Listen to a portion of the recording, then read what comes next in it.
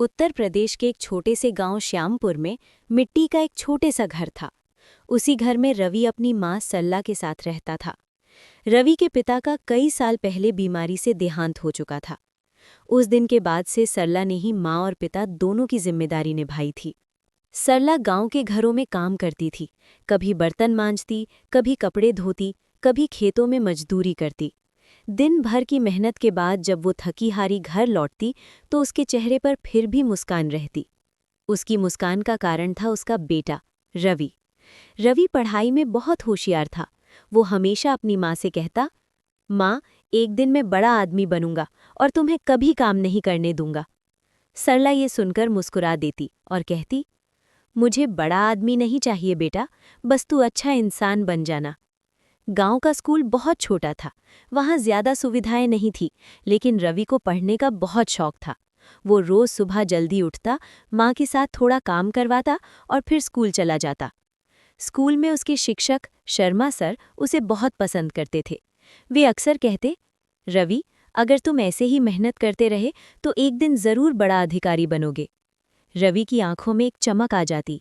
लेकिन जिंदगी इतनी आसान भी नहीं थी। एक दिन सरला खेत में काम करते समय अचानक बेहोश हो गई।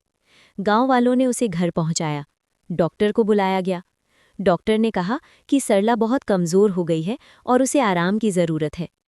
उस दिन पहली बार रवि बहुत डर गया। वो पूरी रात अपनी माँ के पास बैठा रहा।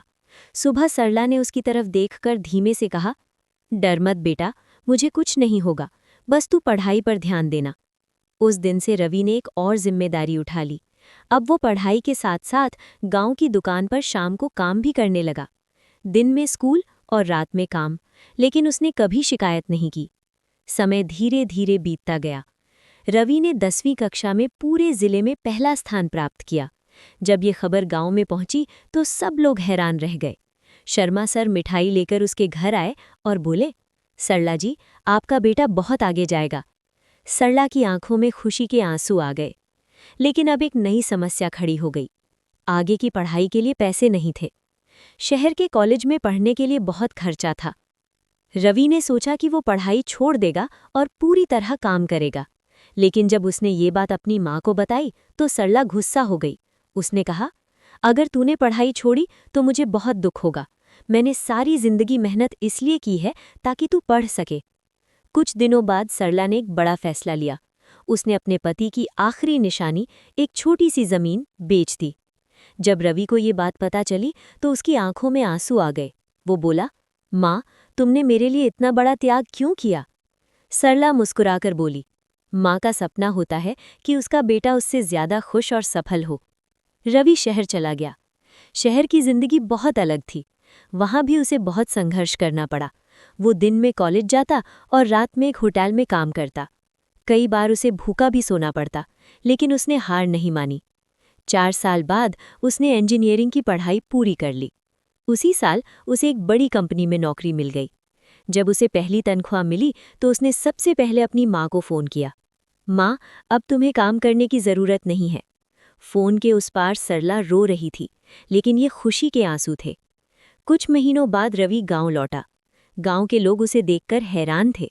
जो लड़का कभी फटे कपड़ों में स्कूल जाता था, आज वही शहर में बड़ा इंजीनियर बन चुका था। रवि ने सबसे पहले अपनी माँ को गले लगाया। वो बोला, माँ, अब मैं तुम्हें एक अच्छा घर बनाकर दूंगा। कुछ ही समय में उसने गांव में एक सुंदर घर बनवा दिया। सरला अब पहले की तरह काम नहीं करती थी।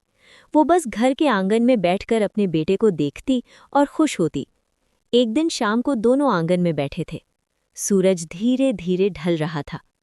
सरला ने धीरे से कहा, रवि, आज मुझे बहुत सुकून है, मेरा सपना पूरा हो गया।